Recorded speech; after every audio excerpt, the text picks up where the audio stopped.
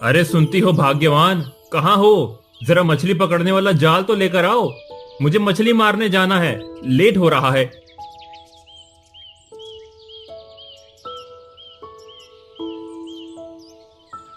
आप भी ना छोटे छोटे काम के लिए मुझे बोलते रहते हैं। इतना सा काम आप खुद नहीं कर सकते हैं क्या? मुझे बच्चों को तैयार करना है और स्कूल भी तो भेजना है। अच्छा, मैं ले लेता हूँ।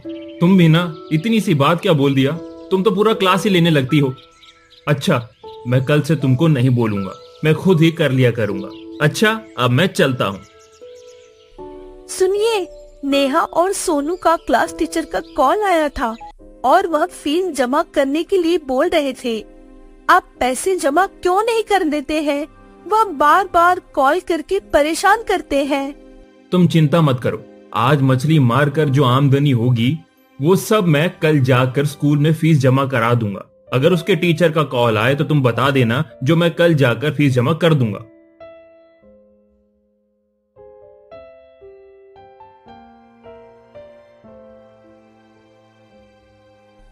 इतना कहकर लखन मछली पकड़ने तालाब में चला जाता है।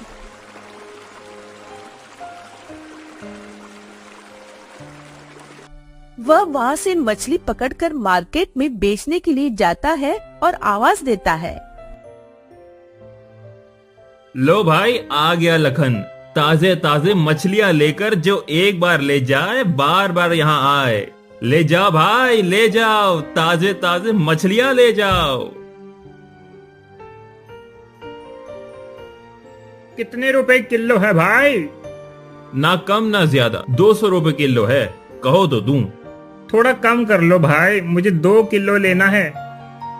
आप भी क्या बातें कर रहे हैं भाई साहब? इतनी ताजी मछलियां हैं, देखिए तो थोड़ा सा भी गला पच्चा नहीं है। और मैं इसे आज की सुबह तालाब से मार कर लाया हूँ।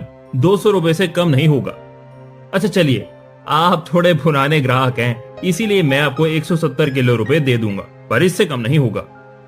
ठीक है भाई, मेरे लिए 2 किलो मछलियां बनाकर पैक करना। मेरी घर वाली शिकायत कर रही थी, पिछली बार तुमने अच्छे से नहीं बनाया था।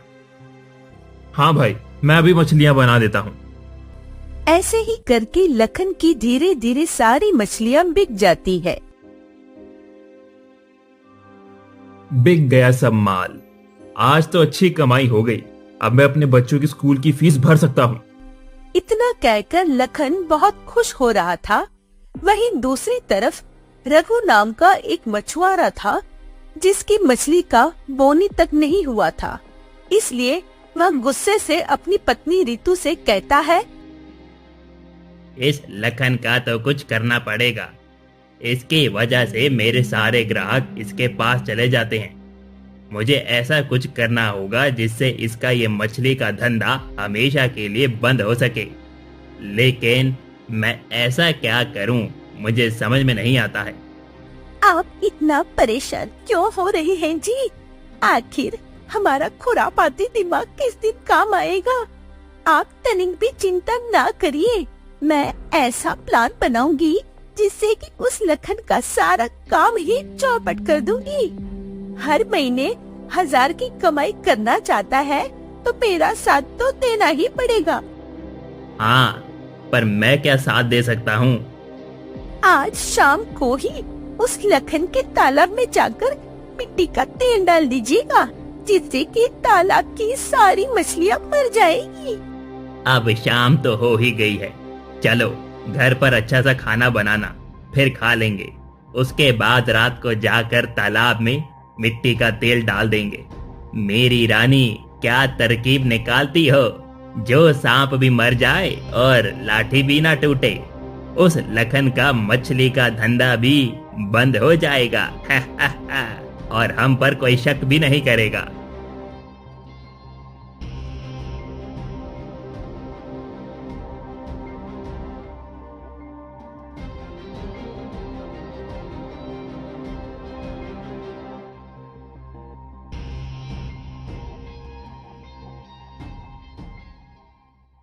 फिर अगले दिन लखन जैसे ही मछलियाँ मारने जाता है, वह देखता है कि उसके तालाब की सारी मछलियाँ मरी हुई है। फिर वह रोने लगता है। हे भगवान, मेरी इस मछलियों को क्या हो गया? ये कैसे मर गई? मुझे कुछ समझ में नहीं आ रहा है। अब मैं क्या करूं? मैं तो ये मछलियों का तालाब जमींदार से पैसे उठाकर खरीदा था। मैं अब कर्ज में डूब गया हूँ। इतना कहकर लखन जोर जोर से रोने लगता है। फिर वह नजदीक में जाकर देखता है तो पानी के ऊपर मिट्टी का तेल था, जिसे देखकर वह गुस्से में कहता है, ये तो मिट्टी का तेल है, यानी किसी ने मेरे तालाब में मिट्टी का तेल डाला है। मैं उसे छोड़ूंगा नहीं। मैं अभी मुखिया जी को बुलाकर पंचायत करवाता हूँ। फिर लखन मुखिया जी के पास जाता है और मुखिया जी से कहता है, मुखिया जी, किसी ने मेरे तालाब में मिट्टी का तेल डाल दिया, जिसकी वजह से मेरे सारे तालाब की मछलियां मर गई हैं। ठीक है, इसका फैसला आज शाम को पंचायत भवन में करेंगे। तुम सभी को बुला लेना और तुम्हें किसी पर भी शक हो उसको भी बुला लेना। मुखिया जी, भला मुझ गरीब मछुआरे से किसी की क्या दुश्मनी होगी? मैंने किसी का क्या बिगाड़ा है? मैं तो बस कैसे भी मछली मारकर अपने परिवार को 2 वक्त की रोटी खिला देता हूँ। लेकिन हाँ, रघु नाम का एक मछुआरा है, वो भी मछली बेचता है। उससे मेरी 1-2 बार बहस हो गई थी। अच्छा, तुम चिंता मत करो, अब जाओ और सभी को बुला कर लाना। इतना कहकर लखन गांव की तरफ आ जाता है और सभी को शाम के पंचायत भवन में आने के लिए कहता है और रघु के घर भी जाकर रघु और उसकी पत्नी को शाम को पंचायत में आने के लिए कहता है। फिर शाम को सभी लोग पंचायत में आ जाते हैं और मुखिया जी कहते हैं, बताओ लखन, तुम्हें किस पर शक है? कौन तुम्हारे साथ ऐसा कर सकता है और इससे किसका फायदा होगा? मुखिया जी, मुझे इस रघु पर शक है, क्योंकि इससे मेरी नहीं बनती थी।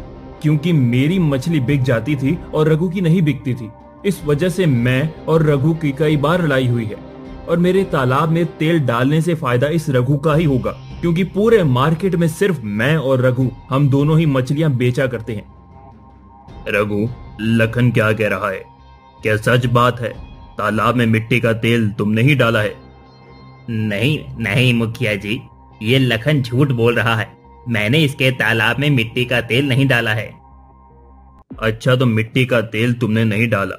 इधर आओ, क्योंकि मिट्टी का तेल एक ऐसा तेल है जो तुम कितनी बार भी हाथ धो लो, लेकिन 1-2 दिन तक हाथ में महक रहती ही है। इसीलिए तुम अपने हाथ लखन को दो, वो सूंघ कर बताएगा। फिर लखन रघु का हाथ सूंघ कर बताता है, तुम्हारे हाथों से मिट्टी के तेल की महक आ रही है। मुखिया जी, इसी ने मेरे तालाब में मिट्टी का तेल डाला है। रघु, तुमने ही लखन के तालाब में मिट्टी का तेल डाला है ना? इसीलिए तुम्हें 20,000 रुपए जुर्माना लखन को देना होगा और तुम आज के बाद उस मार्केट में मछली नहीं बेचोगे और तुम्हें यह धंधा छोड़कर कोई और धंधा स्टार्ट करना होगा। यही इस पंचायत का फैसला है। इतना कहकर सभी अपने अपने घर चले जाते हैं। फिर रघु लखन को 20,000 रुपये देने घर जाता है और देकर अपने घर आकर अपनी पत्नी रितु से कहता है, उस लखन की वजह से मुझे अपना धंधा बंद करना पड़ा और 20,000 रुपए जुर्माना भरना पड़ा। मैं इसका बदला उस लखन से लेकर रहूंगा। आप एक काम करिए ना, जब भी सब लोग सो जाएंगे तो उस लखन के घर जाकर उसकी तिजोरी से हमारे पैसे वापस ले लीजिएगा और उसके घर में आग लगा दीजिएगा, जिससे कि सब समझेंगे कि घर में आग लग गई और उस सारे पैसे भी जल गए, पर हम पर कोई शक भी नहीं कर पाएगा। ठीक है, मैं ऐसा ही करूंगा। फिर रघु रात होते ही लखन के घर चोरी से चला जाता है और लखन की अलमारी से रखे अपने पैसे निकाल लेता है और साथ ही लखन के पैसे भी निकाल लेता है और बाहर आकर उस घर में आग लगा देता है। यह आग देखकर लखन की पत्नी सुषमा चिल्लाकर अपने पति को कहती है, सुनते हो? उठो उठो, देखो घर में आग लग गई है। देखो बच्चे कहाँ हैं? जल्दी लेकर चलो बाहर। जब तक लखन जागता है, आग पूरे घर में फैल जाती है। फिर लखन जल्दी से अपने दोनों बच्चों को लेकर घर के बाहर निकल जाता है। फिर सुषमा रोते हुए अपने पति से कहती है, ये कैसे हो गया जी, ये आग कैसे लग गई, हम तो बर्बाद हो गए। अब हम क्या करेंगे, कहाँ जाएंगे और अपने बच्चों को क्या खिलाएंगे। हे भगवान, किसी की बुरी नजर लग गई मेरे घर को। इतना कहकर सुषमा जोर जोर से रोने लगती है। फिर लखन सुषमा से कहता है, पता नहीं अब ये आग किसने लगा दी। हमारे सारे पैसे भी अलमारी में ही रखे हुए थे, वो सब भी जल गए होंगे। लेकिन तुम चिंता मत करो, सुबह होने दो, फिर मैं कुछ न कुछ जुगाड़ कर लूंगा। फिर अगले दिन जैसे ही सुबह होती है, लखन के बच्चों को भूख लग जाती है। फिर लखन अपने बच्चों को खाना खिलाने के लिए जंगल की तरफ निकल पड़ता है। वह एक पेड़ पर चढ़कर ढेर सारे फल तोड़ लेता है और अपने घर की तरह आ ही रहा होता है कि रास्ते में उसे एक बूढ़ी औरत मिलती है जो कि प्यास से चिल्ला रही थी। पानी, पानी, कोई मुझे पानी पिला दो। लखन को उस पर दया आ जाती है और वह फल को उसी पेड़ के नीचे रखकर तालाब की तरफ चला जाता है और वहाँ से एक पत्ते में पानी भरकर ले आता है और उस बूढ़ी औरत को पिला देता है। बेटा, प्यास तो बुझा दी, कुछ खाने को भी दे दो। मैंने कई दिनों से कुछ खाया नहीं है, भूख के मारे खड़ी भी नहीं हो पा रही हूँ। फिर लखन पेड़ के नीचे से रखा हुआ फल लाकर उस बूढ़ी औरत को दे देता है। फिर वह उस फल को खाकर बूढ़ी औरत एक जादूगरनी में बदल जाती है और कहती है, कहो पुत्र, तुम्हें क्या चाहिए? मैं एक जादूगरनी हूँ, मैं तुम्हारी दुख तकलीफ से वाकिफ हूँ। मैं तो बस तुम्हारी दयालुता और इंसानियत की परीक्षा लेना चाहती थी और मैं यह समझी कि जो इंसान किसी प्यासे को पानी और अपने बच्चों के हिस्से का खाना खिला सकता है, उसके हाथ ईश्वर के हाथों से कम कैसे हो सकते हैं। यह सुनकर लखन के मन को खुशी मिलती है और वह फिर से चलने लगता है। मगर तभी वो जादूगरनी कहती है, सुनो, तुम मछलियाँ बेचती हो, आज से तुम्हारे हाथों में वह जादू होगा कि तुम अपने मन में जो भी सोच रहे हो, किसी भी चीज को जैसा बनाओगे वह वैसा ही बन जाएगा। यह कहकर वो जादूगरनी अदृश्य हो जाती है और लखन खुशी हो जाता है। फिर वह तालाब के पास चला जाता है और वहाँ से एक मछलियाँ पकड़ के अपनी पत्नी के पास जाता है और कहता है, ये देखो, मेरे पास मछली है। तुम पागल नहीं हो गए क्या? हमारे बच्चे यहाँ भूख से तड़प रहे हैं, तुम तो उनके लिए खाना लाने गए थे ना, वहाँ से ये एक मछली पकड़ के लाए हो। मैं यह मछली अपने बच्चों को खिलाऊंगी, बोलो। फिर लखन सुषमा को सारी बात बताता है। फिर सुषमा कहती है, तो सच में आप जो चाहेंगे वह कर सकते हैं इस मछली से। तो फिर आप मेरे बच्चों के लिए खाने का इंतजाम कर दीजिए, मेरे बच्चे भूखे हैं सुबह से। फिर लखन उस मछली पर हाथ रखकर जैसे ही मन में तरह तरह के खाने के बारे में सोचता है, वह सारे पकवान सामने आ जाते हैं। फिर खुश होकर सुषमा कहती है, अरे यह तो सच में काम कर गया, अब मेरे बच्चे भरपेट खाना खाएंगे।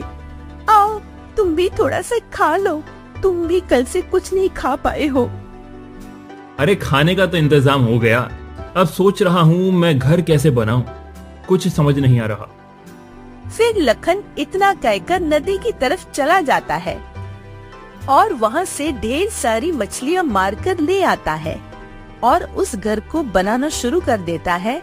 ऐसे ही वह 2-3 सप्ताह मेहनत करते रहता है। फिर मछली का घर बनके तैयार हो जाता है। यह देखकर सुषमा कहती है, जी मछली का घर तो बना दिया, लेकिन बारिश या बाढ़ आएगी तो मछली का घर टिक पाएगा क्या? इतना सुनते ही लखन मछली के दीवारों पर हाथ रखकर मन में कहता है, ये मछलियों का दीवार लोहे का दीवार बन जाए। इतना कहते ही मछली का घर लोहे जैसा मजबूत हो जाता है। फिर लखन अपनी पत्नी से कहता है, अब तुम इस दीवार में से एक मछली हटाकर दिखाओ तो मैं मान जाऊंगा तुमको।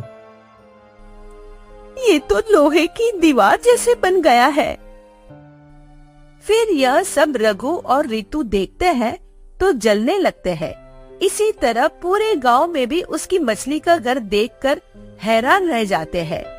फिर एक दिन गांव का किशोर कहते हुए जाता है, अरे देखो देखो, लखन का मछली का बना घर तो कितना आलीशान है। इसके आगे तो बड़ी बड़ी कोठी बंगला भी फेल हो जाए।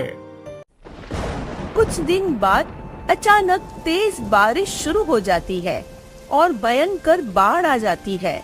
बाढ़ का पानी गांव के सब घरों में घुस जाता है और गांव के लोग घर छोड़कर इधर उधर भागने लगते हैं। मगर लखन का मछली का घर बाढ़ के पानी पर तैरने वाला जादुई घर बन जाता है। फिर सभी लोग लखन के घर में आ जाते हैं। लखन सभी को अपने घर में रहने देता है। फिर कुछ ही दिनों बाद बाढ़ का पानी उतर जाता है। फिर पूरे गांव में अकाल आ जाता है। खाने की कमी हो जाती है, जिससे लखन अपनी जादुई शक्ति से ढेर सारी मछलियां लाकर पूरे गांव वालों को बनाकर खिला देता है।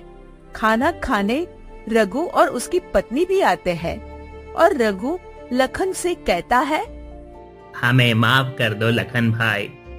हमें और मेरे परिवार को बाढ़ से बचाने और अभी खाना खिलाने के लिए बहुत बहुत धन्यवाद। और मैं तुमसे ये बात के लिए माफी मांग रहा हूँ कि मैंने ही तुम्हारे घर में आग लगाई थी। इसके लिए मैं बहुत शर्मिंदा हूँ। मुझे माफ कर दो लखन भाई। तुम सब अंदर आ जाओ। अब घर पर खाना खाकर ही जाना, और तुमने माफी मांग ली, यही बहुत है। लखन भाई, तुम दिल के बहुत ही नेक इंसान हो जो मुझे माफ कर दिया। मैं आज के बाद कभी कोई गलत काम नहीं करूंगा। हमेशा मेहनत और ईमानदारी से ही काम करूंगा। फिर लखन सभी को खाना खिला देता है और ऐसे ही सभी जरूरतमंद लोगों को अपनी जादुई शक्ति से मदद करते रहता है।